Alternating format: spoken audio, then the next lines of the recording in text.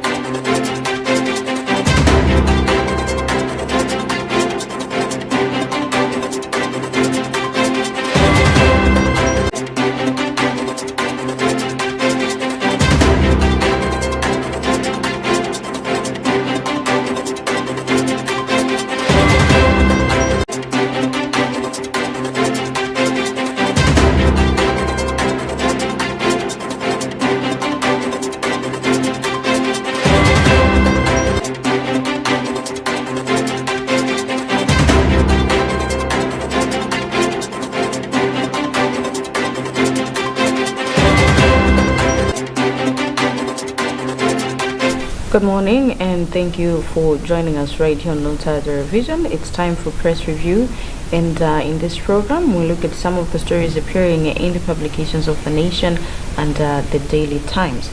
In today's program, you're with me, Jacqueline Saidi, and my colleague Emmanuel Chuacha. Good morning, Emmanuel. Good morning. Well, to begin with The Nation, on the front page, prisons in tight corner on food. The story has two subheadlines. Some suppliers terminate contracts amid rising costs, and Shreya for release of more inmates to decongest cells. And there's also another story. Kalindo formally walks to freedom. Police yesterday formally released activist Bon Kalindo from detention after spending a night in the Kula at Nkunga Police Unit in Duangwa, Nkutaguda District, despite the court nullifying his warrant of arrest. Kalindo's lawyer, Stanley Chira, in an interview yesterday, said his client was released in the afternoon and was expected to return to Lilongwe last evening. Yeah, on the Daily Times, Chakwera bemoans forest management lawlessness. President Lazarus Chakwera has bemoaned lawlessness and corruption in management of forest resources. Chakwera was speaking in Lilongwe yesterday at the Nation Chief Forum on Forest Landscape Restoration Governance in Malawi that took place at Botanic Garden.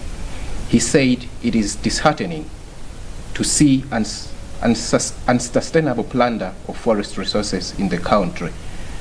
Remaining forest landscape, he explained concern that the culprits face no consequences despite availability of the law. All right, moving on to the second page of The Nation. Independent presidential hopeful shares vision. Economist Milward Tobias said he is vying for the country's presidency in the 2025 tripartite elections on an independent ticket to change the political landscape by governing the country without a political party. Briefing the media in Lilongwe yesterday, he said in 2025 he will be on the ballot under Nziga movement, which is open to every Malawian who understands his ideology. Government under fire on demos. Center for Human Rights and Rehabilitation, CHRR, and leader of opposition in Parliament, Kondani Nankuma, has asked the government to let the citizens enjoy the freedom of assembly and association.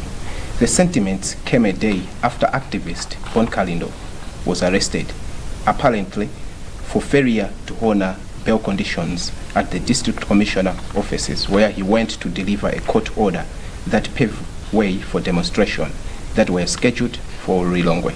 The CHRR executive director, Michael Kariatsa, said that the organization is unhappy with the manner in which Kalindo was arrested. Right, I'll move on to the fourth page. ACB stops move to relocate whistleblower. The Anti-Corruption Bureau, ACB, has stopped Malawi against physical disabilities from relocating a whistleblower in the state's witness to Rumpi district.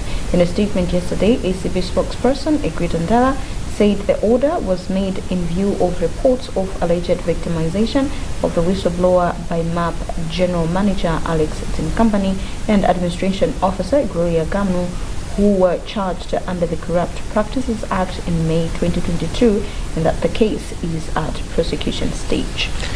And here we have a story. Mega Farms game changer, Chakwera.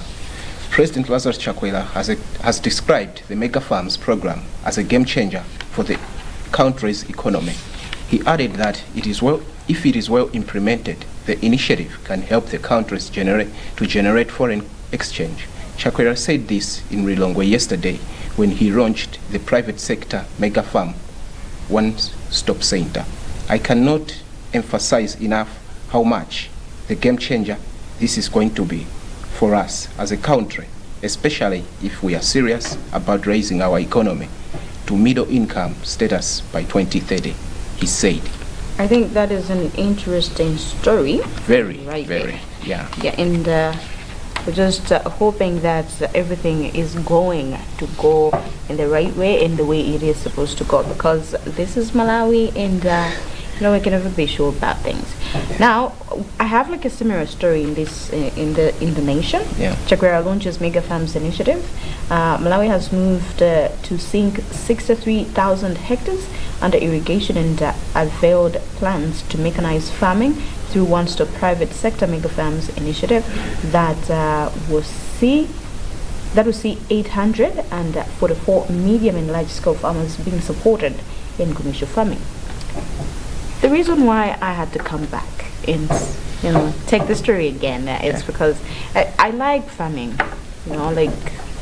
It's very nice. Yeah, and satisfying. Yeah, and as a country in Malawi, we have plenty of water and land, but if we utilize these resources, I'm sure we can benefit.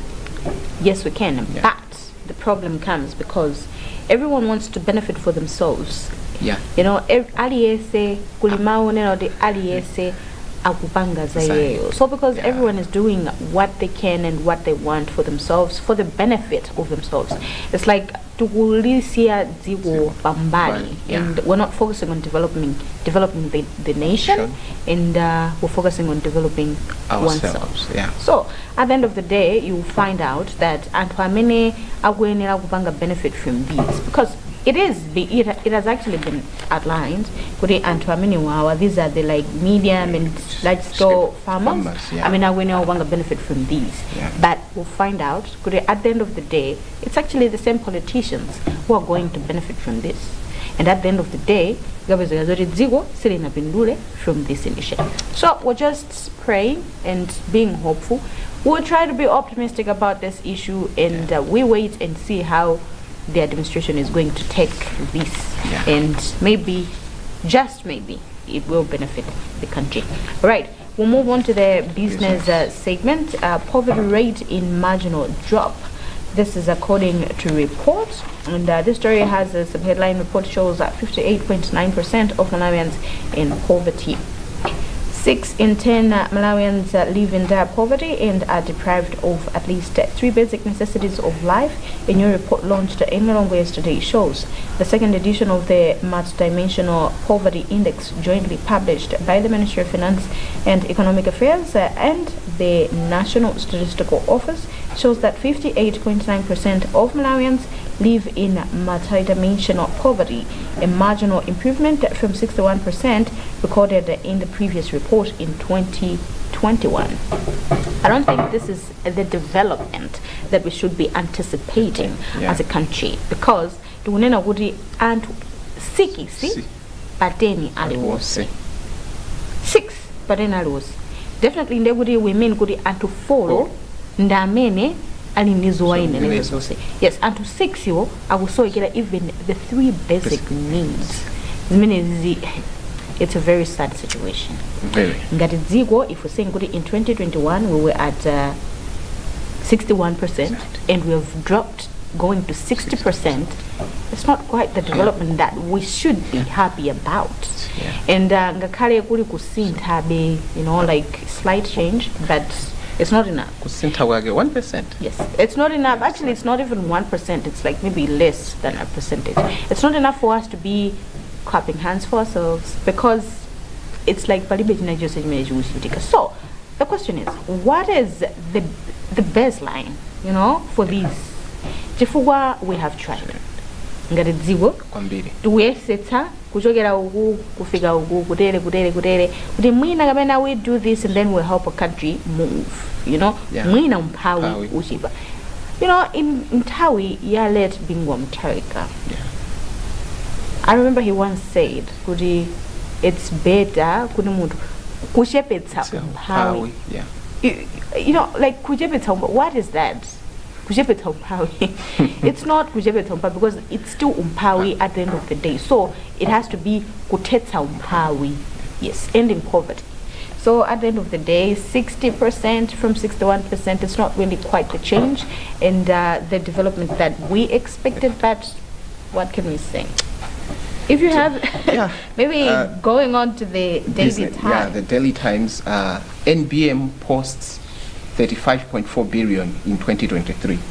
Malawi Stock Exchange listed National Bank of Malawi, NBM PLC, has registered a 60% increase in 2023 half-year profit after tax to 35.4 billion from 22 billion reported during the same last year, according to the financial statement released by the bank and signed by its board chairperson, Jimmy Lipunga, Chief Executive Officer.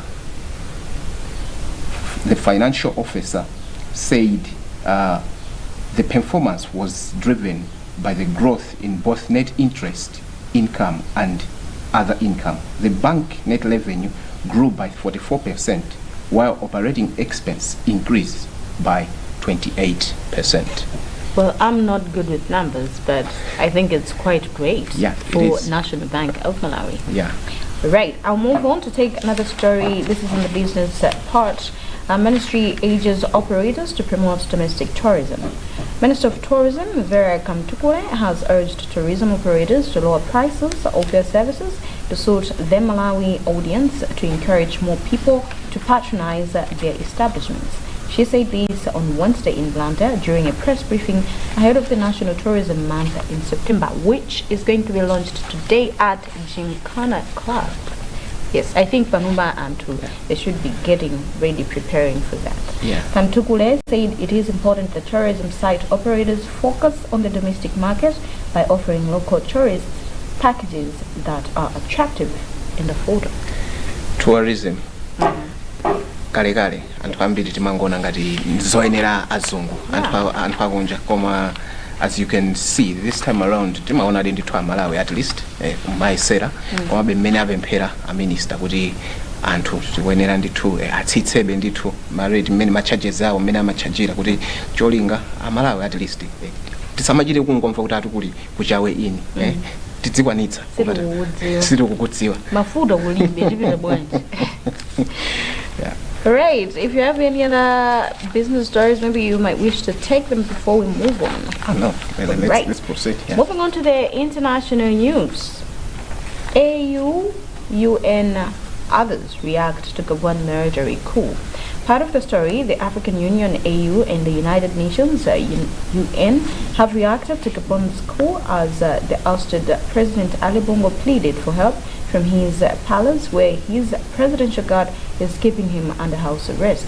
Bongo confirmed his arrest in a social media footage shared by BBC, Al Jazeera, and other international news outlets on Wednesday, in which he urges Gabonese to make noise against the coup, although street scenes from Gabon's capital Libreville showed crowds of people celebrating what some termed the end of a 56-year dynasty of the Bongo family.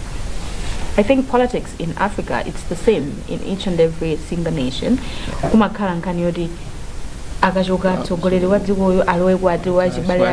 was the same with the UDF, and then came DPP, and then now we're MCP, and then we're just like, okay, fine, what are we going to see next? So, we're here to watch. Yeah, we're here to watch.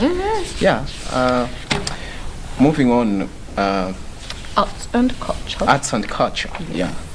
Weekend of Mshangano wa Maseko Ngoni Festival. The annual Mshangano wa Maseko Ngoni Cultural Festival will be held tomorrow at Nkolimbo village in Cheu district. Actually, the whole thing has started today. It's beginning today. Organizers have been in the district preparing for this event. Yes. Are you familiar with this event? Not quite. Yeah. I can't say I'm that much familiar with the event, but it's an interesting scene. Okay, what really happens? It's a cultural heritage thing. Okay. Ngati mmene imachitikira, Mlako. yes, mlako alomwe Okay. kulamba kwachiwa, Yeah. you know, like that. So umthetho ku ngoni wa mbera. Yes. So yeah, it's actually just cultural celebration. This goes to chimakhala ngati zimayamba ngati ndi miyambo yawo ya mafumu. Yes. Kupita kumanda and stuff, kukalemekeza anthu amene anatisiya makamaka in the lineage of ufumu umenewu. Yeah. So, and then it goes to the celebration of the Ngoni Maseko culture, which is our culture. Yeah. And I've listened to a song Lucius Banda has released concerning this Mshanga, no? What is it saying? It is talking about the culture of the Ngoni, and you know they love meat, I'm sure. That Yes. side, they have slaughtered. The only thing that we can say right now is go and see for yourselves, because it's really quite an interesting scene. And I think now we are a little bit relieved in the issue of fuel. So if you have like the money to buy the fuel, which is also because some of us we don't have the money, so yes. Yeah, but if you have all the necessary equipment, actually resources rather, not equipment, for you to go and see this, I would say go forth and see, because it's actually quite an interesting scene. You see a lot of things. It's all good, because like we're saying, it's about culture. So pali miyambo siana imene ma tribes osiana amakana, or just like you've said, kuli kumlakwalo makazi tozosiana. It's the same as ku ncheu mene uli kwa ngoni maseko zimakaso zosiana. There are a lot of things that amagulita mene. It's like also something like an expo because of because we're like exposing zinto zimene timagulita nchito in the ngoni culture. So kumaka kugulitsidwa zinthu ngati zimenezi, you have said of meats, kuli nyama zosiyana, and not just that, kuli issue of alcohol. Not that I'm actually advocating for you to be drinking alcohol, koma kuli mimoa yosiyana. Yes, kale kumakhala kufulula, amati kufulula, yes. What? Wamasese, and then also kajas kuchesa. Yes. So they do all those things. And it's not just that. Kuliza kuja zimene ngati angoni amaja, and then they sell those. Paliso zintu zosiyana zovala, like attire zimene timavala ngati angoni. Only that we don't have a picture here, but there's a flyer that is going on around social media of the event. You can see Inkosi Yamakosi Komani. Yes. Atavala zibia. Yes. So ngati angoni azibambo amavala zibia. Azimai palizosiyana. We have like my beads, timavala kumutu, and timawachula kuti mitini. So azibambo also they have those. So palizmenezo pali mabangles amanja, you know, palizintu zina zimene mava miendo, you know, agamapanga you know, those things. So yes, it's quite a very interesting scene, and for you to get all that and a full picture of everything that might and can be taking place, you should go and quite see that. Yeah, and on the same arts, people who are in Lilongwe, there's a show happening this weekend at BICC. You know, the likes of Abel Chungu, Wende Halawa, and other artists from, you know, Uganda have arrived in the country. So yeah, people who are in Lilongwe, feel free to patronize this beautiful show. All right, going to the back page, this is actually the final part of the program. We'll just take you through the local stories of the sports. I'll take one, and then Emmanuel is also take you through one of the stories. Mtopwa, they're Kasafa champs, and this story has a subheadline: Coach says no room for errors.